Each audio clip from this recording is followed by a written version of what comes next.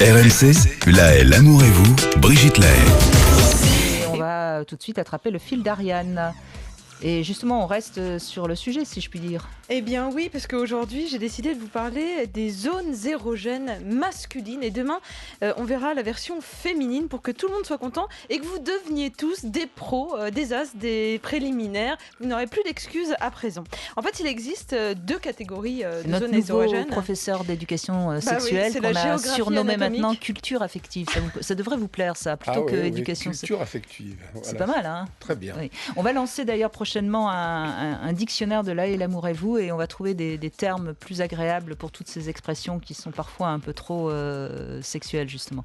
Culture affective, on peut aller à l'école et prendre un cours de culture affective. Vous connaissez mon dada, Brigitte, c'est-à-dire on apprend tout, la peinture, l'écriture, mais on n'apprend nulle part l'amour. Oui. Donc ça, c'est... Si, ici quand même, pendant 2 heures. Ici, mais enfin...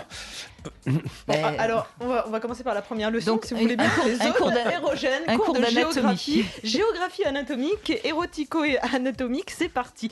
Les zones érogènes, vous avez deux catégories. Vous avez les zones primaires qui servent à déclencher les réflexes mécaniques pour le rapport sexuel, donc concrètement la lubrification pour la femme et l'érection pour l'homme. Et qui lubrifie aussi un peu quand même. Lubrifie aussi un peu. Et puis vous avez les zones érogènes secondaires qui sont là juste pour renforcer, pour susciter le désir et l'excitation.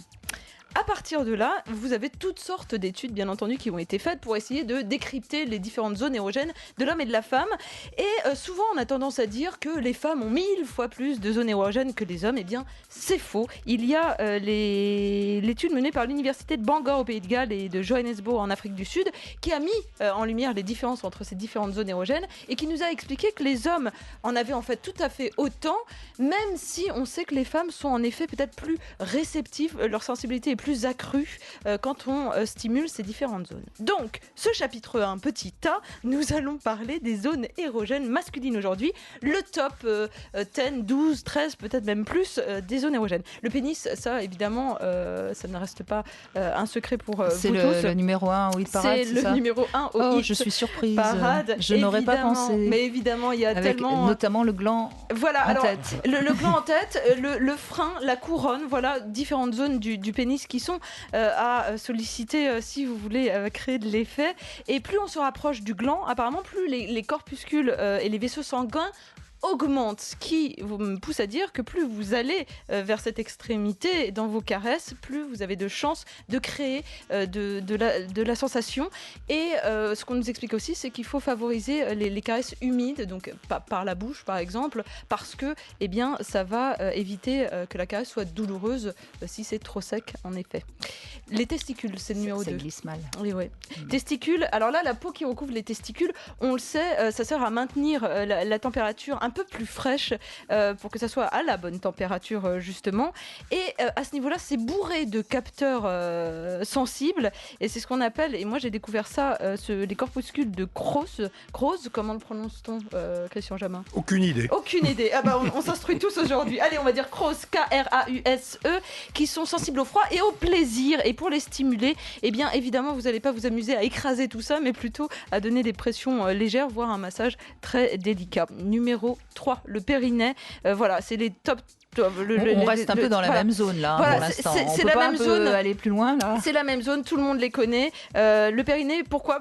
Beaucoup de gens ne savent pas que les hommes ont un périnée déjà. Et donc si vous en avez un périnée situé entre la base de la verge et l'anus, et c'est une zone où vous allez pouvoir stimuler le point G de l'homme parce que vous stimulez indirectement la prostate par une pression à ce niveau-là.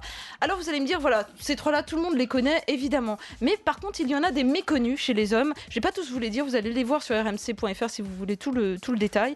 Il y a par exemple l'intérieur des cuisses de l'homme qui est assez réceptive parce que il faut suivre une technique que j'ai regardée sur internet. Vous partez de l'intérieur du genou pour remonter progressivement vers le sexe et c'est ça qui va créer par des petits mouvements de massage circulaire avec le plat de la main qui va créer un effet sensationnel. Mais il faut vraiment passer aux travaux pratiques. Moi je ne connaissais pas tout ça. Vous avez les aisselles aussi chez l'homme. Spontanément, on pourrait se dire, oui, c'est pas très ragoûtant, on n'a pas spécialement envie de stimuler cette zone-là. Mais tous les creux sont érogènes. De Exactement. Les plis des coudes, des poignets, des genoux. Pourquoi ? Parce que c'est tout simplement des zones qui n'ont pas l'habitude d'être frottées quotidiennement.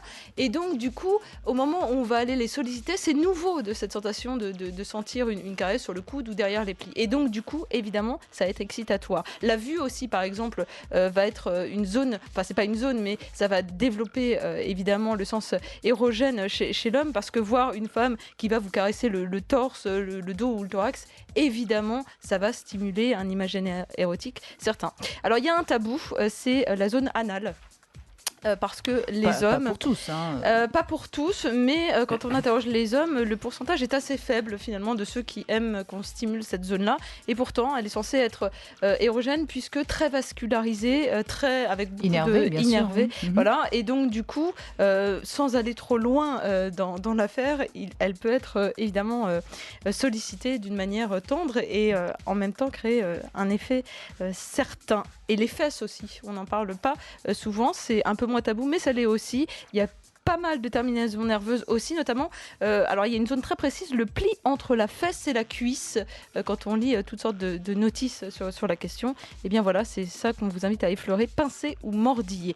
Il y en a plein d'autres, les zones pileuses comme le pubis et l'aisselle, j'en parlais tout à l'heure, là aussi, effleurer, ça va créer des sensations. Et on va pas oublier le cerveau quand même.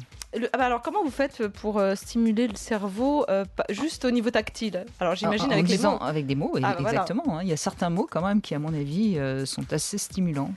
Voilà, mais toutes les zones, en fait, quand je regarde tout ce qui est écrit là-dessus, toutes les zones peuvent être stimulées finalement. Mais en fait, il y a une théorie. On a tous notre carte anatomique des zones érogènes en fonction des endroits du corps qui ont été très stimulés, par exemple quand on était enfant, et puis les parties du corps, par exemple, qui sont un peu tabous pour nous et qui là vont rester très, très muettes. Mais c'est à chacun de découvrir finalement la carte anatomique de son partenaire, non, Christian Jamin ? Oui, je partage votre avis. Je pense que toutes les zones sont potentiellement érogènes. Ça dépend. D'abord, il y en a qui le sont plus facilement que d'autres du fait de la densité des récepteurs, comme ça a été dit.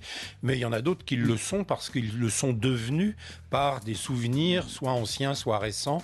Et en fait, on associe une zone à un plaisir passé. Un souvenir. Mais alors, il y a quand même une zone très importante que vous avez oubliée. Les oreilles ? Non, les mamelons, tout simplement. Il y a des hommes qui adorent, d'autres qui détestent, mais ça reste quand même une zone particulièrement sensible de toute façon, même si, évidemment, ils n'ont pas des seins, mais ils ont quand même des mamelons, les hommes. Et puis, il y a des zones aussi qui sont exploitées chez les personnes handicapées, par exemple, qui n'ont plus de sensations dans le bas du corps, imaginons, eh bien, ils trouvent dans le haut du corps, ça peut être les oreilles, le nez, le front.